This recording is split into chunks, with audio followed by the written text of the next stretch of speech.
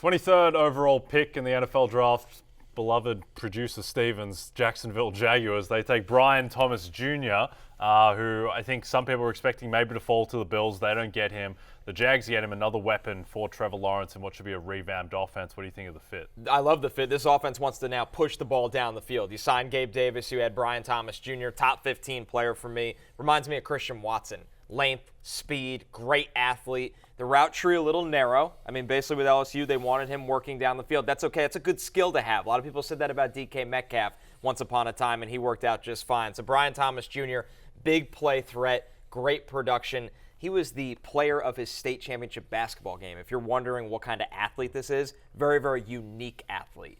Yeah. And by the way, the other thing is that we've seen this a lot with some rookie wide receivers that in terms of fantasy, like over the second half of the year, they start to come on. And so you sort of feel like Gabe Davis has been inconsistent throughout his career. Zay Jones has had trouble staying on the field.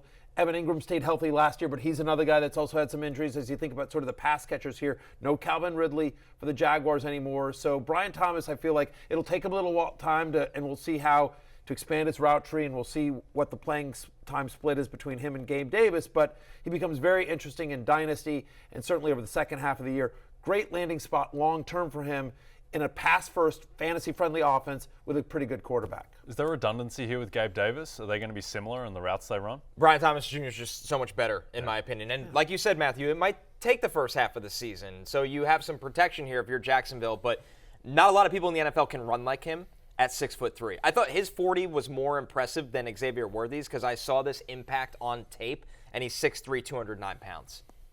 Hey, it's Matthew Berry from NBCSports.com and Rotoworld.com, and I want to thank you so much for watching whatever it is you just watched, or if nothing else, being too lazy to click out of the autoplay after this video started, after whatever it is you actually wanted to watch finished.